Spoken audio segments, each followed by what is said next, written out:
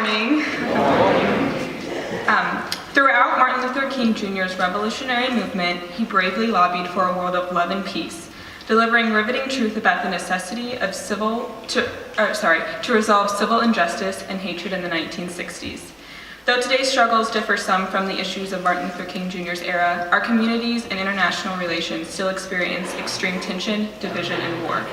Dr. King stated in his speech, "No nation can live alone, and the longer we try to, the more we will have war." King's statements shed light on our attitude of dominance and supremacy and brings truth to our downfall as a country. This attitude was especially seen in recent presidential efforts to increase tariffs imposed on foreign imports due to accusations that Chinese importers were taking unfair advantage of the U.S. This same situation can be used as an example of what King argued in his speech, that good ends cannot be reached with evil means. Good ends, in this case, to stop cheating on imported goods, will not come from manipulating importers by raising taxes, as this only causes countries to retaliate.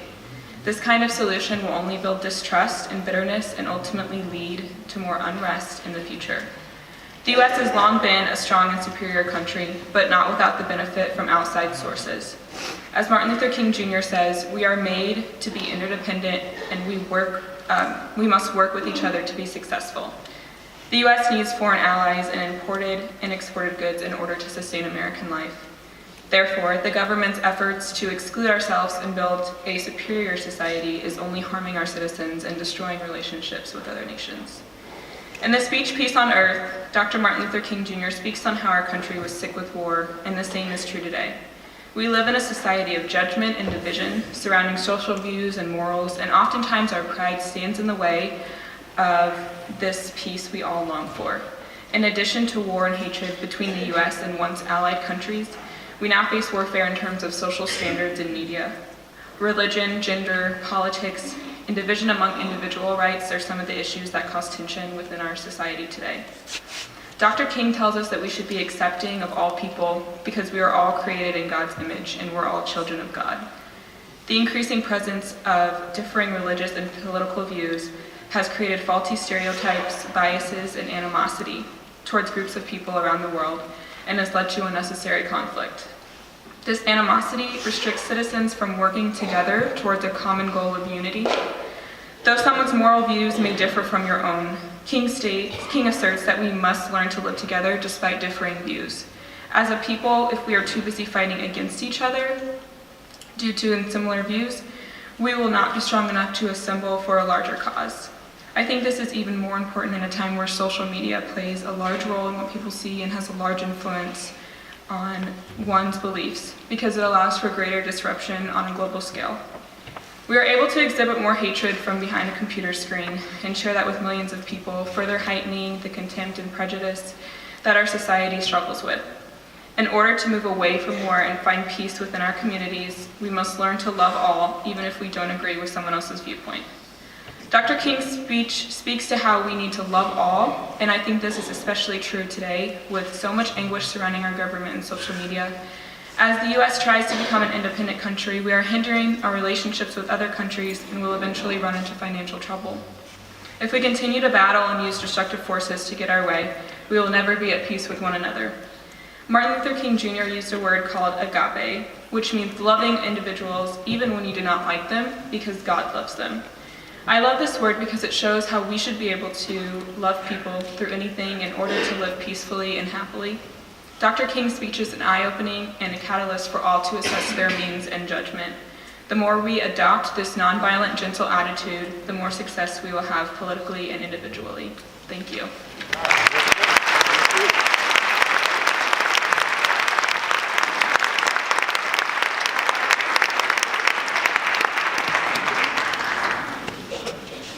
Thank you very much for that great work there.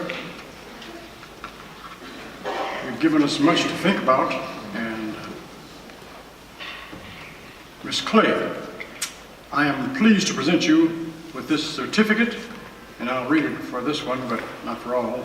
Awarded to Whitney Clay, Connecting the Dream Through Generational Activism.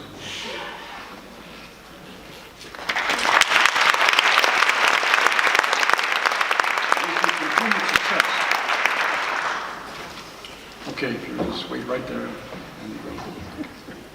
Our second presenter is Victoria Franklin. Victoria Franklin is a senior and her major is biochemistry and biotechnology. Her future goals are to work in plant-based research for environmental conservation or medical purposes. Now, she attended St. Louis Community College, but she also spent some time at Ole Miss. So she's had transferred here, but this is her first year here. And she wants to thank the committee very much for being selected. I now ask that Ms. Franklin share her essay. Ladies and gentlemen, I present to you Ms. Victoria Franklin.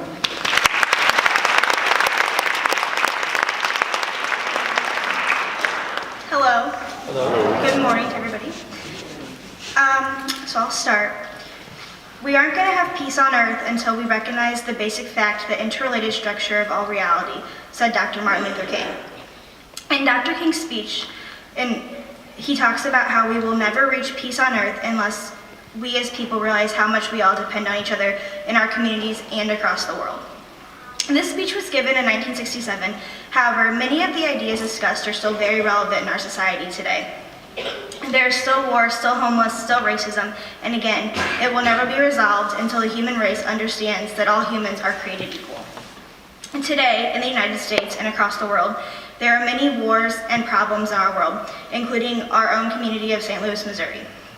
In recent years, there's been more diversity now than there has been in my lifetime. In St. Louis, we have many problems with racism among each other, and sadly, the police. In the country and across the world, there are many wars on racism, not only against skin color, but also religion and gender. Right now, many things are changing, and I'm afraid some people are not okay with that. It is very similar to the time frame that Dr. King gave his speech. Many things were changing in the world, and there was a lot of war. In his speech, Dr. King states, "Human life is too sacred to be killed on the battlefield." And truly, I believe there will always be some type of war, but Dr. Martin Luther King is correct when saying our lives are too important to constantly be fighting. As I type this, we have men and women putting their lives on the line for our freedoms overseas while we're fighting our own wars here. Because there are people who want to rule the world, such as Adolf Hitler or the leaders of ISIS and other terrorist groups, war will always be something that is present. If we look back in time, there are only tiny specks in history where there hasn't been war. It goes from fighting the Native Americans to the Civil War to World War I, World War II, the Cold War, and to the War on Terrorism today. Unfortunately, there are people in this world who think they're better than anyone else, but the truth is, if one is really better than another, then they should help the other to become better than they already are. Dr. King advocated for human rights for not only people in Missouri, but all over the world. In his speech, he talks about us waking up and having coffee from South America, tea from China, or cocoa from Africa. And without all these places, we would never have what we have now in America.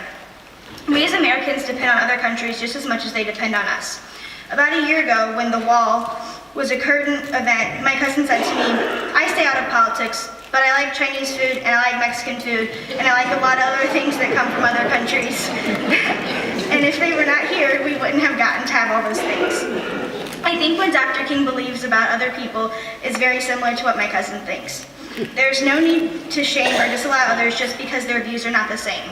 It saddens me that in some countries, women are not allowed to speak or people are executed because of what religion they believe in. That is one of the best things about America. Everyone gets to have their own opinions because our country is based on freedom. I hope that one day America can realize how amazing we have it here, and although we have issues, this is a great nation. I have a lot of pride for my country, and I think all citizens of the United States should.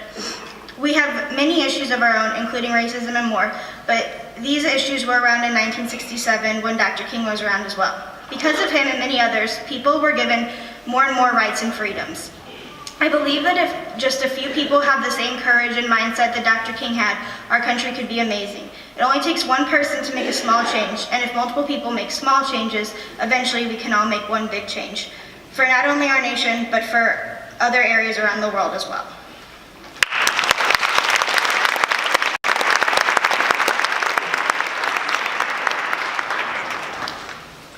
Thank you very much for that, Ms. Franklin, for that speech, and I now have this certificate for you. May we give a hand for Ms. Victoria Franklin.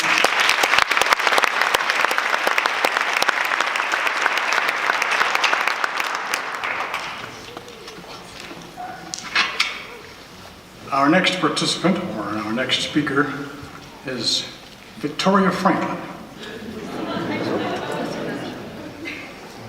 Oh, Lucy Grimshaw.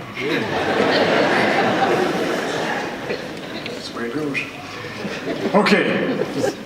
Lucy Grimshaw is a first-year college student who was able to dual enroll in college classes last year. Now, she was homeschooled, and she had several instructors, including her mother, I believe. And, excuse me, she is passionate about changing the world and helping those who are in poverty by being an advocate on their behalf. Her dream is to help reform the current education, prison, and housing situations and systems. At the moment, she is undecided, but she hopes to get her degree in public policy with a minor in social work. She lives with her strong British mother, who adopted Lucy and Lucy's younger brother, Gideon, but she doesn't have a British accent. Okay. Her brother has some special needs, but is overcoming the obstacles in his path daily. Lucy is so proud of him, she says. Her story may not be typical, but she will use it, she says, as a vehicle to change the world by continually putting herself in other people's shoes and helping people understand that their lives can get better. Lucy would like to thank her mother for continually believing in her, and she also wants to thank the Dr. Martin Luther King Jr. Scholarship Committee for their passion to see lives changed for the better. She would like to thank Dr. Martin Luther King Jr. himself for instilling his dream of hope and endurance to see change where there are societal ills. And last but not least, she would like to thank God for standing by her every step of the way. And now,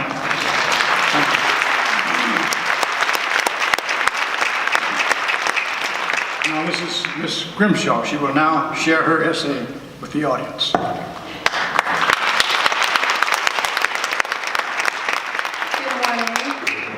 How's everyone doing? Good. I'm going to start with a quote by Martin Luther King. One day, somebody should remind us that even though there may be political and ideological differences between us, the Vietnamese are our brothers, the Russians are our brothers, the Chinese are our brothers, and one day we've got to sit down together at the table of brotherhood. In his 1967 speech, Martin Luther King Jr. seeks to remind and help the human race grapple with issues such as divisiveness, self-absorption, and the detrimental effects of war. His message was inclusive to all tiers of society, starting with the individual and within the home, then moving to neighborhoods and streets, and lastly extending to cities and nations. I think that one can derive that his message is timely for the nation and world as a whole. MLK's desire was to cast a vision for international peace, and his overall belief and hope was that peace could transcend political and ideological differences. He hoped that individuals could find it within themselves to transcend the stereotypes of race, tribalism, classism, ageism, and nationalism. King says no individual can live alone, no nation can live alone, and as long as we try, the more we're going to have war in this world. His message is completely relevant in the times in which we are living. Now more than ever, we need to connect with those who are different in different neighborhoods, cities, and nations to try and get a grasp of a life other than our own. King goes on to talk about his trip to India and the interdependence of the people who live there. He also mourns for the ones he sees that are completely impoverished. He sees children that are living on the streets and starving. I think that this is so applicable in the present day because as Americans, we have a tendency to become so completely involved in our own affairs. We get so caught up that we don't take time to look at other countries way more impoverished than our own, and in many situations, even our own country. One of my favorite lines within his speech are, "It really boils down to this, that all life is interrelated. We are all caught in an inescapable network of mutuality tied together in a single garment of destiny. We cannot afford to not look out for the underdog because we ourselves are interconnected, and what hurts one group hurts all." He goes on to say that nonviolent ends and means must occur to ensure peace. I think this is relevant because so much of the argument surrounding the current movement is whether or not nonviolence is actually propelling or hindering the movements. One could even look at the Colin Kaepernick controversy to see how his nonviolent yet powerful stance of taking a knee helped to get the conversation started about racial inequality. He goes on to enhance his argument about ends and means, saying, "We must pursue peaceful ends through peaceful means." All this in saying that in final analysis, means and ends must cohere because the end is pre-existent in the means, and ultimately destructive means cannot bring about constructive ends. He goes on to refer to the great conquerors such as Alexander, Julius Caesar, Charlemagne, and Napoleon, and how they said that they wanted peace, but they did it counteractively. So his point was that the means are just as important as the end. Peaceful means must be the overall goal. One of the things I admire about Martin Luther King is the way that he used his main vision to change systemic oppression through service, empathy, and intellect. I myself, hoping to be a public policy major, actually look up to him as one of my main sources of inspiration. All in all, I find Martin Luther King's speech to be extremely eye-opening. Many of his overall goals are to make the world a better place coincide with mine. He addressed issues like poverty, lack of education, and the opportunity to try and bring awareness to those who are privileged. In addition, Dr. King believes that it is important to work in impoverished communities, looking at patterns of systemic injustice and trying to right the wrongs that have been accepted for decades. Like Dr. King, I believe that there's always a need for more people who are looking to better our world and help those who are disadvantaged. There's also a need for those who can get a degree to go back and help those who are unable to get one. Having a vision for a better life by improving education, housing, and educating the greater public on systemic problems like mass incarceration can bring so much hope. Access to a better education could help those who are less fortunate tremendously. Being adopted myself, I understand the pain and brokenness that the foster care system can also bring. There are too many stories of exploitation of foster children. Every child who's been adopted has been taken from their parents, and that in and of itself is traumatic. I want to use my voice to make sure we can eliminate this injustice for those who are trying to find hope and a better life.